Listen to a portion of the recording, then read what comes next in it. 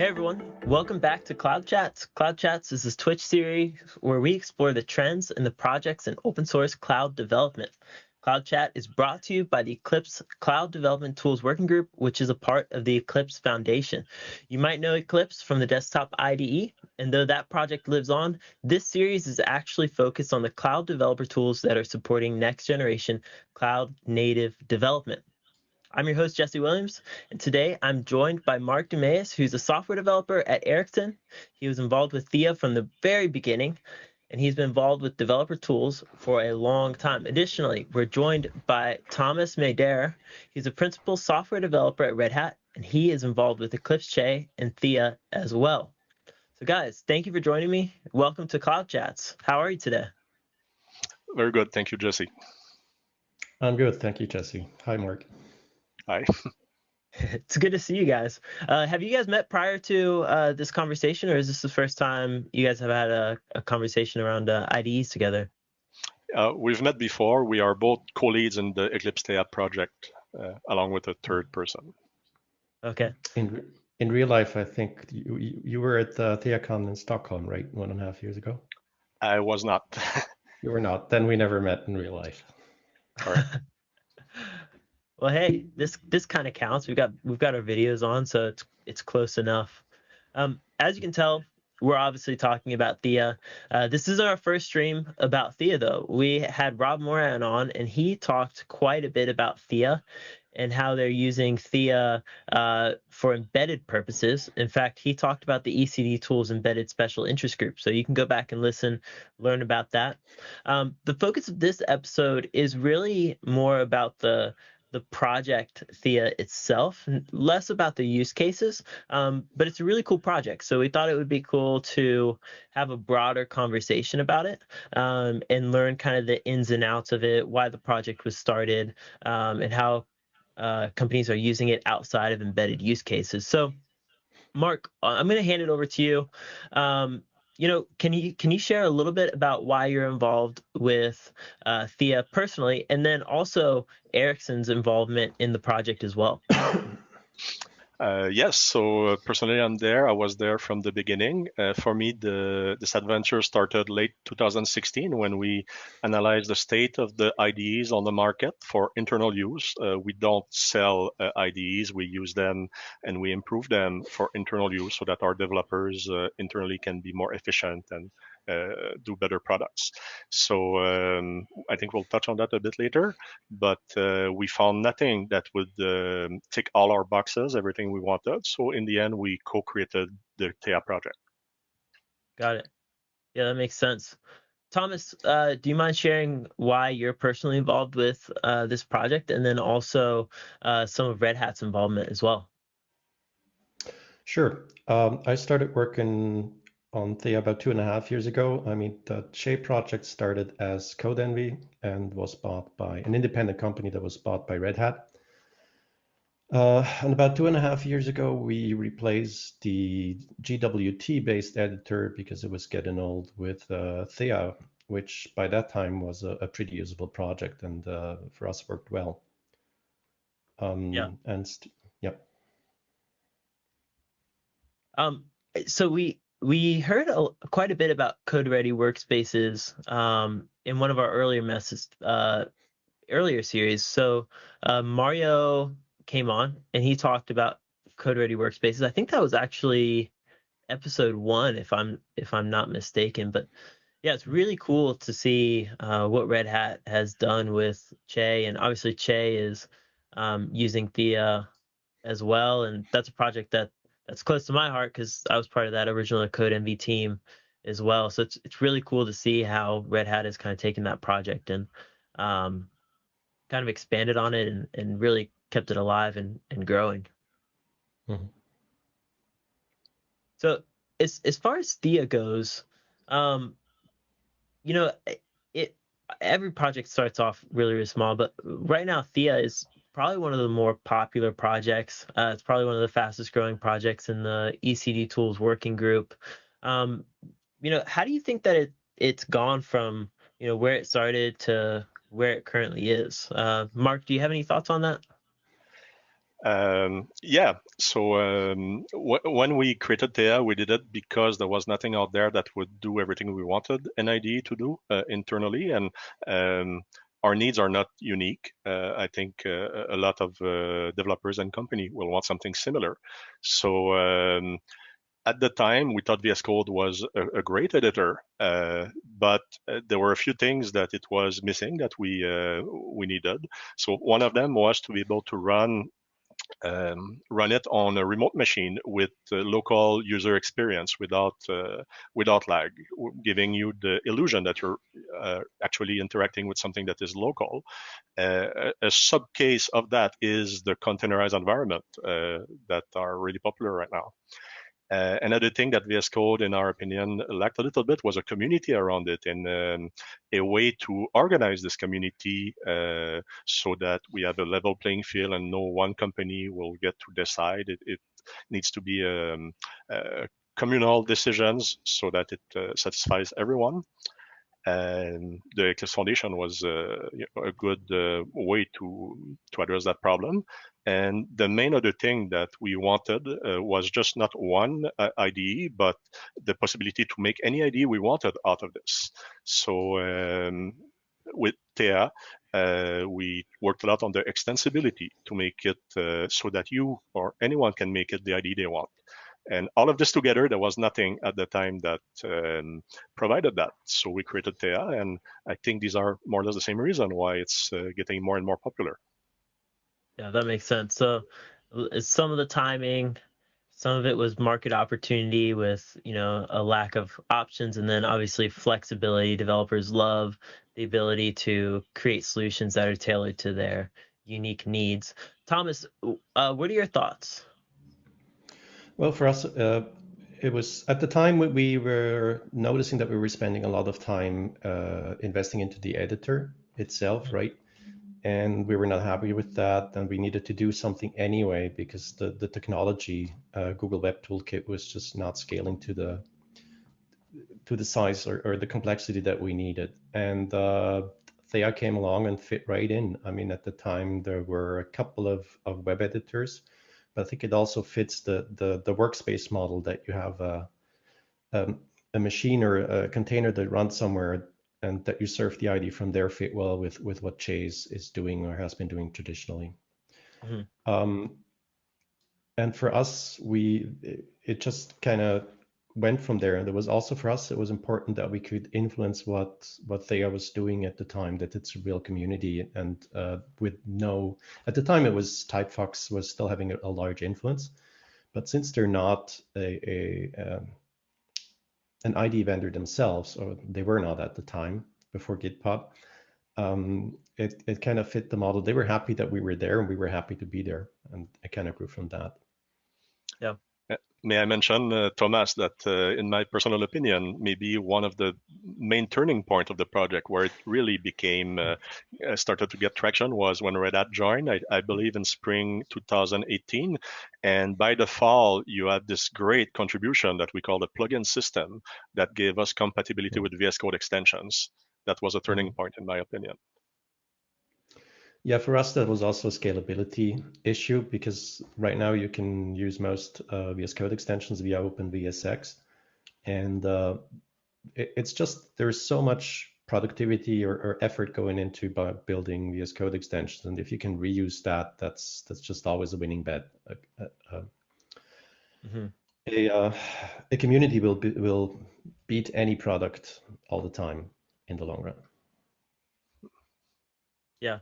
I think that and we can talk about it more later on in the episode, but I think that extensibility model is really, really key for IDEs moving forward. I think it's something that VS Code, they nailed it as far as execution goes and what developers are really looking for.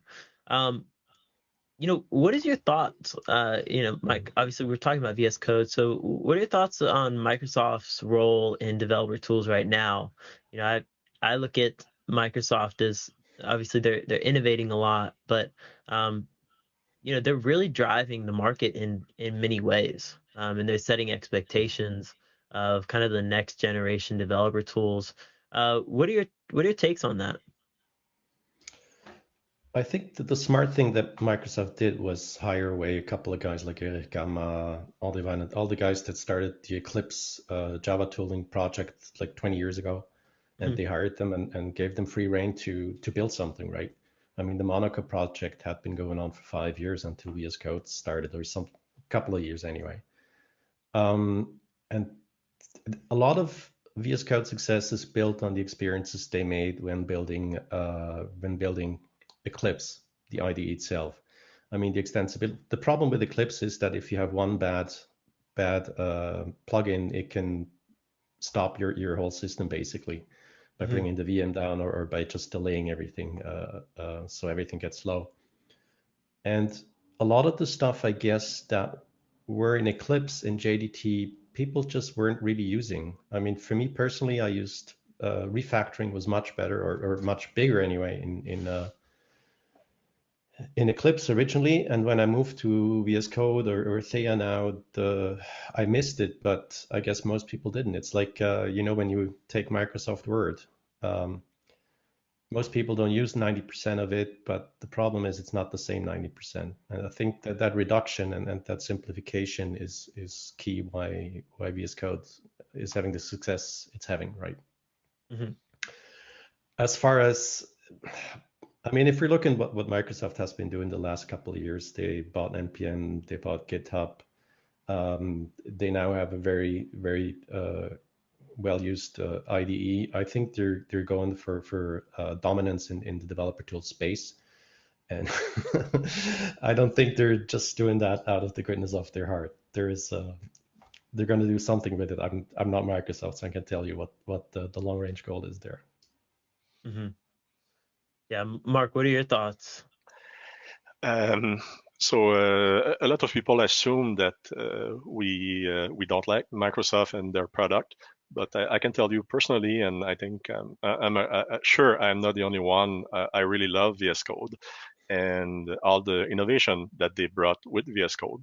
And just to mention one that I think is maybe one of the greatest ID-related technology that they introduced is the language server protocol that permits to add language support in an IDE uh, very easily compared to what we had before. They factor out the intelligence related to a specific language in an outside component, and they just have this protocol that can be used with a simple quote unquote dumb client.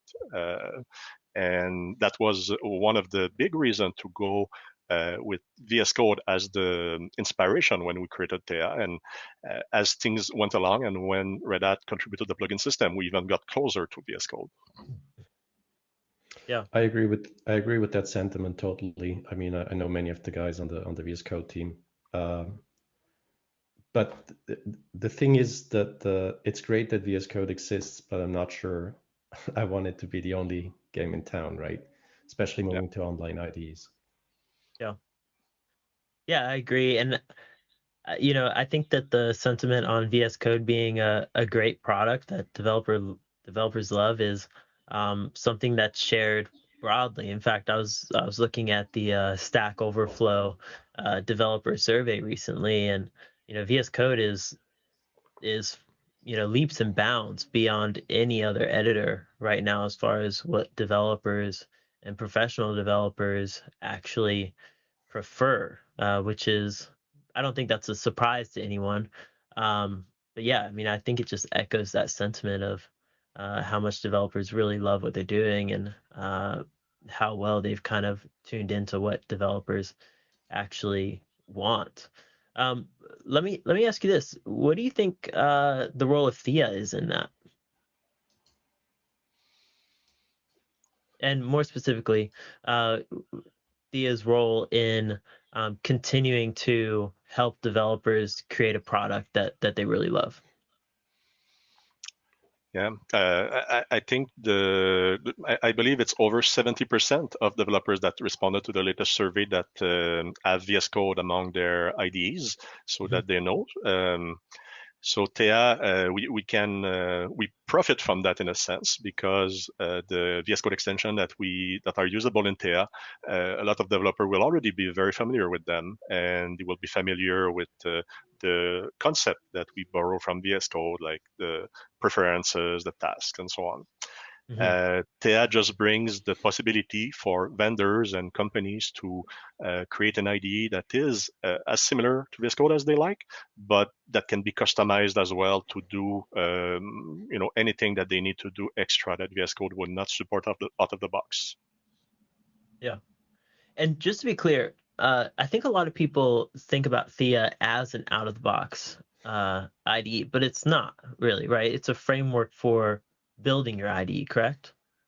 It is. I expect that there will be Theia-based IDEs that will gain popularity in the future. For now, we have something called Theia Blueprint that is maybe a seed of something like that. It is a bit more than an example application, slightly more polished, but not yet quite a product, in my opinion. Mm-hmm. Yeah, I heard about blueprints on the last episode. It was the first time that I had actually learned that kind of Thea had branched off to really create that IDE experience. I think that that's going to be really cool for developers because it's going to make it even easier to get started with Thea. Right, and there are packages available on the Eclipse Foundation download site for Linux, Macintosh, and Windows, so it's easy to quickly try it. Awesome. Yeah, I'll have to download it today.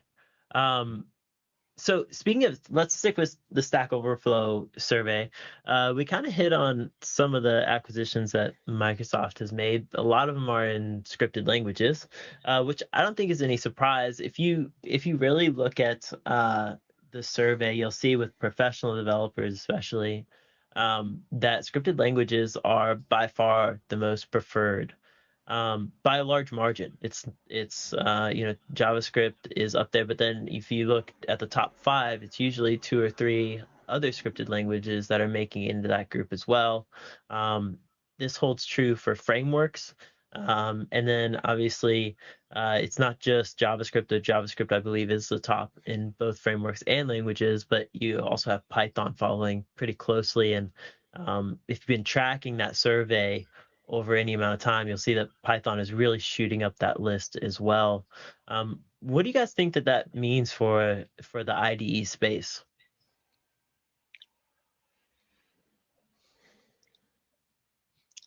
Well, with LSP that was mentioned just before, language over protocol, adding support for additional languages is usually very easy, especially with the library out there of VS Code extension that are for the most part open source. Well, adding support for these languages in VS Code or Theia nowadays is really easy. Yep. I don't think it makes a lot of difference in when you want to program in JavaScript or whatever you have. But I think one difference is that if we're believing that online IDs are the future more or less, and I think stuff like Che or GitHub Codespaces or Gitpod are showing that this is a viable route, then the choice is not that great, right? You want to do web stuff, you're going to do JavaScript or TypeScript. At least on you compile to that, and once you have that, it kind of makes. I mean, the Node.js stuff kind of makes sense because then you don't have to live in two worlds. Each time you have 2 languages in an implementation, it adds overhead in comprehension. That's overhead, and sometimes having different frameworks for reading and writing just over the WebSocket or something. So I think the implementation of IDEs will move to JavaScript, to TypeScript because it's in the web. But on the rest, I don't think it makes a huge difference if you implement the IDE in whether you program in TypeScript. The plugins are the plugins, right? And with the LSP system, you can implement your C language server in C or whatever you want. Yeah. I oftentimes think about it and I wonder if IDEs, because these languages are becoming so much popular and they're so much easier to run, if IDEs won't end up becoming a little bit more lightweight just in general. That's kind of one of the things that I think about a lot is, we talk about wanting to have a super fast IDE that's really lightweight, but then we pack all of these extensions into it, and it doesn't take too many big extensions to make your lightweight IDE something that's a little more clunky, a lot slower, and requires a bit more of a computer to actually run it. So what are your thoughts on the extension model, and kind of more importantly, what should be core functionality, and what should be an extension?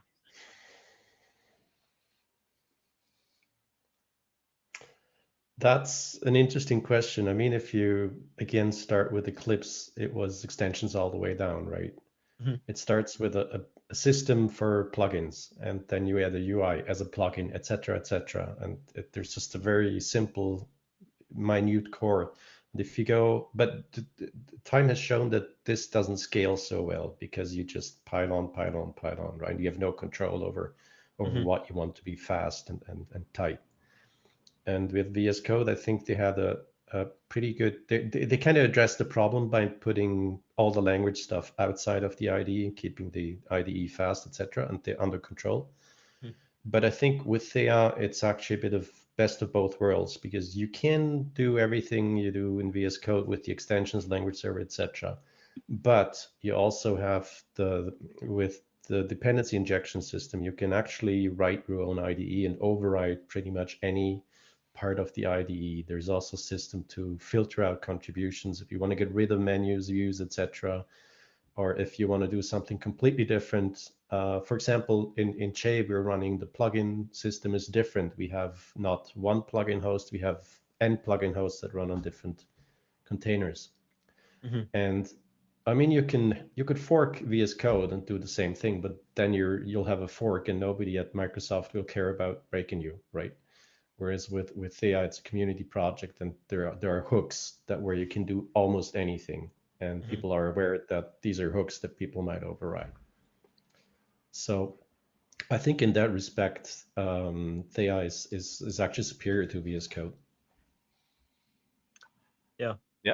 One extra thing maybe to mention is with the language server protocol, you can add extensions to support multiple languages in your IDE, be it VS Code or Theia based. And so long as you program in one language, let's say you open a C file, only that language server will be spinned up. And you can have 10 other languages supported in your IDE, but they will remain idle, or they will not even be started unless you give a reason for them to be. So it will behave exactly the same as a pure C IDE, so long as you just do C programming in that multi-language IDE. And same for any language. Mm-hmm. Yeah, that makes sense. While we're talking about extensions, what are your thoughts on some of the things that we're seeing, some of the extensions that we're seeing pop up around kind of like communal programming or peer programming? There are talks about extensions that bring, video and chat into the IDE. What are your thoughts on those? Yeah, it is certainly something that is getting a lot of traction. Everybody seems to be talking about these type of features. Microsoft has their own product. GitHub is coming out with, I think, something along those lines as well. Well, I think it would be great to have something in open source for that, but it has not yet emerged as far as I know. Mm-hmm. Yeah, I always wonder if that'll actually take off. One of my consistent difficulties with remote work is, sometimes you've got text messages. So if someone has your phone number, they're texting you. You've got email, you've got Slack, you might have another program, and then now you're going to bring it into the IDE as well. At some point, I just wonder if that's the right direction to go, or if that's something that doesn't always make sense. I think it's something that should be thought about a little bit more. Well, that kind of stuff is relatively old, right? In the end, it's like Google Docs. You can collaborate on a document that is shared somewhere. Hmm. And that has been around for quite a long time, I'd say 20 years, but it never really took off. And I believe there are a couple of reasons for that. And the first one is that it's something that's useful, but not always. I mean, you're not going to spend 8 hours a day pair programming in a shared editor. Hmm. Um, and the second thing is maybe that the other tools, the joke about the 25 communication protocols, we should have one that unifies them all. And then the next state is now we have 26 communication protocols. Right. And it doesn't make, if there was a standard, that would be neat. But for there is to be a standard, the forces just don't align for that to be. I mean, if I could integrate into Slack in my IDE, but what if I don't have the IDE? I don't think it makes sense to put everything into the IDE. Hmm. It just doesn't. It's an IDE is good at some things, but not at others, and forcing things into a paradigm where it doesn't fit. I'm not sure that I would much rather have GitHub work on improving their diff editor in the PR page, right? Hmm. But when we're talking about a web-based IDE, in any case, it's easy to have multiple tabs. So you can have your other stuff in other tabs. There's not necessarily a huge need to have them in the same tab, right? Right. Yeah, that's true. With web IDEs, what you open up in your browser really becomes an extension of that IDE.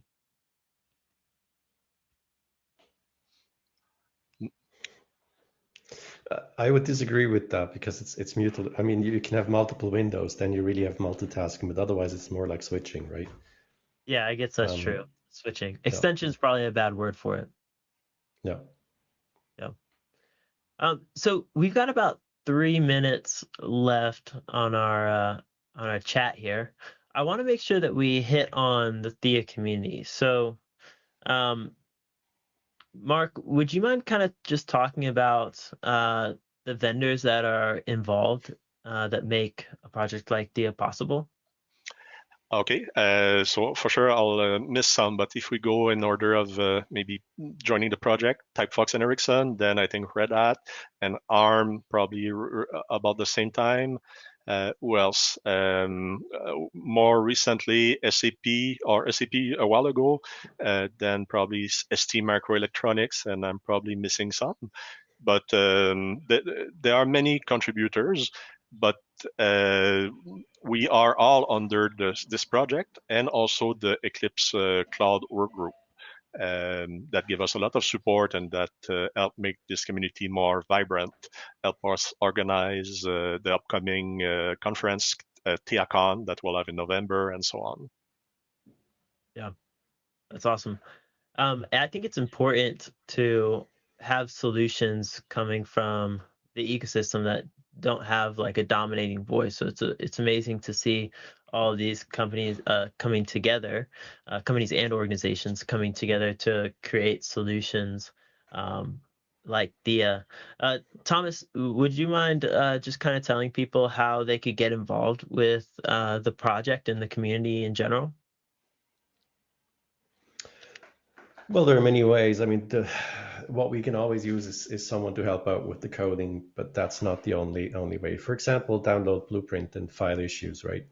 Mhm. Thea is a very active project, so there's always things break. So if you can just use it, that's helping us. Talk about Thea, right? Um, if you're write a blog or things like that, or help with documentation, they're really. I think that the point to start is the GitHub repo, and there are documentation, etc., and ways to get involved that you can get off from there. One thing I'd like to stress is that Thea is one of the nicest communities I've been involved in my long career. Recently had a PR open, and I think it was 5 people reviewing from 4 different companies, and it's just the spirit of cooperation is extraordinary. So give it a try. Oh, and I forgot more recent company that joined us that have been very active on Blueprint and doing a lot of documentation update. It is Eclipse Source. We love to have them. Yeah, that's important to add. Well, guys, thank you so much for joining us on Cloud Chat. We've gotten to the extent of our time here, but yeah, if you want to get involved with Theia, like Thomas said, use the product. That's a great way to get started. Obviously, you can check it out on the website. If you just Google Eclipse and then Cloud Development Tools Working Group, you'll come right to the page. You can find the projects. You can go check out the GitHub and make a pull request if you want to. But feel free to get involved. There's also the TheaCon that's coming up. So check that out. I'm sure we'll be advertising it if you follow the Eclipse Foundation on Twitter. As always, thank you so much for joining. This was episode 4 of Cloud Chat, and we're looking forward to having our next episode. Have a good one.